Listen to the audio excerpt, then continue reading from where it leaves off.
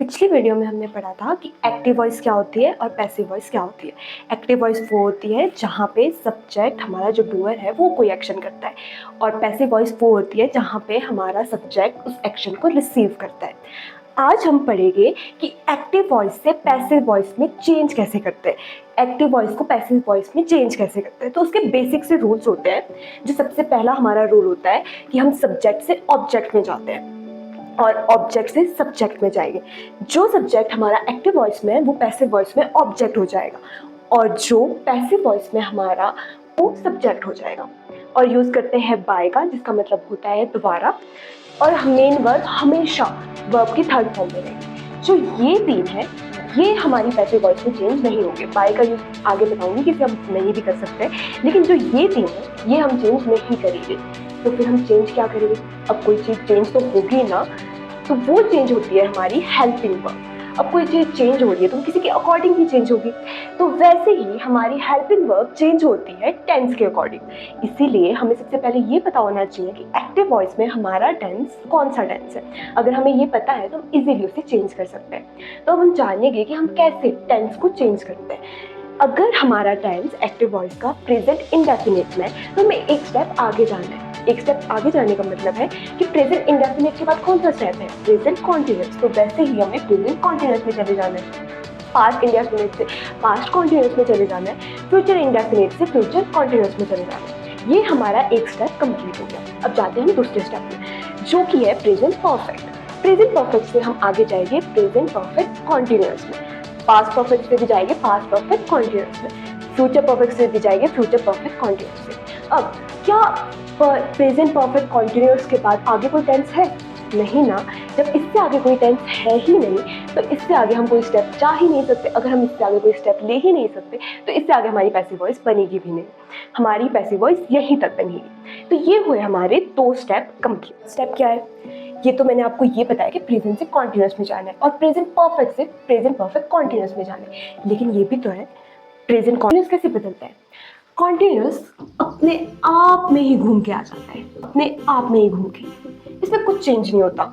जो helping verb है वो सब कुछ सेम ही रहता है, लेकिन हम इसमें एक चीज़ ऐड करते हैं, और वो क्या है? बीइंग। बी जो हमारी बेस फॉर्म है उसके साथ आईएनजी जोड़ देते हैं, और हमारी जो प्रेजेंट कॉन्टिन्यूअस में कोई अगर हमारी एक्टिव वॉइस है उसको पैसिव वॉइस में बनाने के लिए हम सिर्फ बीइंग जोड़ते हैं, और इसमें हम कोई चेंज नहीं करते। ये हुए हमारे 3 स्टेप कंप्लीट। अब लास्ट स्टेप भी तो बचा है, वो क्या है? वो है जब हम कोई एक्टिव वॉइस को पैसिव वॉइस पे बनाते हैं फ्यूचर इंडेफिनिट से। अगर कोई फ्यूचर कॉन्टिन्यूअस में, अगर फॉर एग्जांपल आपका कोई एक्टिव वॉइस फ्यूचर कॉन्टिन्यूअस में है और उसे हमें बदलना है, तो वो हमारी पैसिव वॉइस नहीं बनती। वो कैसे, हम एग्जाम्पल से समझेंगे।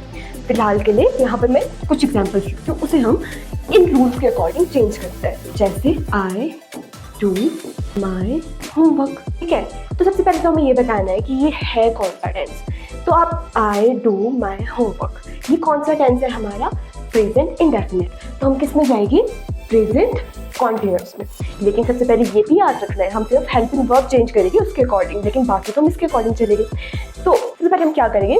अपने ऑब्जेक्ट को सब्जेक्ट की जगह में लाएंगे। हमारा ऑब्जेक्ट क्या है? होमवर्क। ना हो गया। अब क्या लगाना है हमें इसमें? अपनी हेल्पिंग वर्ब। इसको किस में लगाएंगे हम? प्रेजेंट कॉन्टिन्यूअस में। तो क्या यूज़ करेंगे? माई होमवर्क, टू की थर्ड फॉर्म, और क्या यूज़ करेंगे? बाय। आई का क्या बन जाएगा? मी, ठीक है। अब आप पूछोगे कि मैम सब्जेक्ट में अगर आई है तो वो वही रहना चाहिए, मी क्यों बनाया? क्योंकि बेटा जब हमने प्रोनाउन पढ़ा है वहाँ पे हम बताते हैं कि सब्जेक्ट से ऑब्जेक्ट में कैसे चेंज होते हैं। मैंने क्या लिखा है? आई डू माई होमवर्क, कि मैं अपना होमवर्क करती हूँ, ठीक है। तो इसे हमने पैसिव वॉइस में कैसे चेंज किया? मेरा होमवर्क किया जाता है मेरे द्वारा। मैं ऐसे ही बोलूँगी, ना कि मैं ऐसे बोलूँगी कि मेरा होमवर्क किया जाता है मैं द्वारा। आई का मतलब तो मैं होता है, तो ये हिंदी में भी बन रहा है? नहीं ना, हमें हिंदी में भी मेरा चेंज करना पड़ता है ना। तो वैसे ही हम सब्जेक्ट से ऑब्जेक्ट में जाते हैं। आपको मैं एक सब्जेक्ट से ऑब्जेक्ट में कैसे जाना है वो सिखाती हूँ। जैसे हमने प्रोनाउन में पढ़ा है हम सेम वैसे ही करेंगे। सब्जेक्ट से ऑब्जेक्ट में कैसे जाना है? आई का बन जाएगा मी, ही का बन जाएगा अस, यू ही रहेगा, ही का बन जाएगा हिम, शी का बन जाएगा इट ही रहेगा, दे का बन जाएगा। ये क्या है? हमारा सब्जेक्ट से ऑब्जेक्ट में हमें कैसे जाना है। जैसे मी में, बी से अस में यू, जो यू है वो यू ही रहता है, वो चेंज नहीं होगा, वो सेम ऐसे ही रहेंगे। अब हम कुछ एग्जाम्पल्स करते हैं कि कोई चीज़ चेंज नहीं होती, वो जानते हैं। अब एक पास्ट का ले लेते हैं examples. I did my homework, ठीक है। तो इसे कैसे चेंज करेंगे? सेम फ्रंट में डालेंगे माई होमवर्क डिड। ये क्या है हमारा? Past indefinite. तो पास्ट कॉन्टिन्यूअस में क्या यूज़ करेंगे हम? फॉर्स करते हैं या वर्क करते हैं। लेकिन माई होमवर्क, इसमें क्या यूज़ करेंगे हम? डिड का बन जाएगा डन, यूज होगा बाय, आई का बन जाएगा मी, ठीक है। अब ये हुआ हमारा एक एग्जाम्पल। फ्यूचर का भी सेम यही ले लो, I will do my homework. ये आप लोगों के लिए होमवर्क है, इसे आप खुद सॉल्व करोगे, ठीक है। सेम ऐसे ही बना के जैसे अभी तक हम कर रहे हैं। अब कर देंगे हम कॉन्टिन्यूस वाले कि कॉन्टिन्यूस वाले कैसे चेंज होते हैं। फॉर एग्जाम्पल मैं लिखती हूँ, प्लेइंग कर लेते हैं क्रिकेट, ठीक है। तो इसे कैसे चेंज करेंगे? सेम क्रिकेट को आगे डालेंगे, क्रिकेट क्या यूज करेंगे? इज बाय मी। ये किया हमने अपने रूल के अकॉर्डिंग, लेकिन इसमें हमने एक चीज छोड़ दी है, और वो क्या है? मैंने आपको क्या बताया था, अगर कोई चीज कॉन्टिन्यूअस में, तो हम उस पैसिव वॉइस में बनाने के लिए हम क्या यूज करेंगे? उसमें बीइंग। क्या यूज करेंगे? Being. Cricket is being played by me, ठीक है। एक हम फ्यूचर का ले लेते हैं, वेल क्रिकेट, ठीक है। अब इससे चेंज करते हैं, इसमें भी सेम क्रिकेट विल बी, और क्या यूज करना है? बीइंग।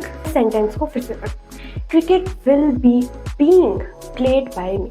आपने कुछ नोटिस किया कि यहाँ पे हमारी एक ही वर्ब 2 बार आ गई है। बी भी हमारी बेस फॉर्म है, और जो हम बीइंग में आईएनजी जोड़ रहे हैं वो भी हमारी बेस फॉर्म है। तो इसमें क्या हो गया? बी 2 बार आ गया, जो कि हमारे ग्रामर के रूल के अकॉर्डिंग गलत है, क्योंकि हम एक ही बेस फॉर्म को 2 बार यूज नहीं कर सकते। यहाँ पे हम 2 बार यूज नहीं कर सकते। तो इसका मतलब क्या हुआ? ये हमारा इनकरेक्ट हो चुका है। हम इसमें क्या बोलेंगे? Passive voice not possible. आप इसमें नॉर्मल बोल सकते हो, पैसिव वॉइस नॉट पॉसिबल। क्यों? क्योंकि हमारी वर्ब की एक ही फॉर्म 2 बार आ गई है, जो कि हमारे रूल के अकॉर्डिंग गलत है। इसीलिए हम बोलते हैं कि अगर कोई भी हमारी एक्टिव वॉइस कॉन्टिन्यूअस में है तो वो पैसिव वॉइस में चेंज नहीं होती है। और वो चेंज नहीं होती है, ये मैं क्यों नहीं होती है ये मैं आपको बता चुकी हूँ। हमने एक एग्जाम्पल खुद कर लिया है, जिससे हमें साफ पता लग चुका है कि एक फॉर्म को हम बार बार यूज नहीं कर सकते, इसीलिए हम इसे पैसिव वॉइस में चेंज नहीं कर सकते। तो ये कुछ रूल्स थे जो हमने पढ़े। आप इन्हें एक बार देखें और इनकी प्रैक्टिस करें। जितनी ज़्यादा आप प्रैक्टिस करोगे उतना ज़्यादा आपको समझ आएगा कि कोई चीज़ कैसे चेंज होती है और कोई चीज़ चेंज क्यों नहीं होती है, और हमें एक्टिव वॉइस से पैसिव वॉइस में कैसे चेंज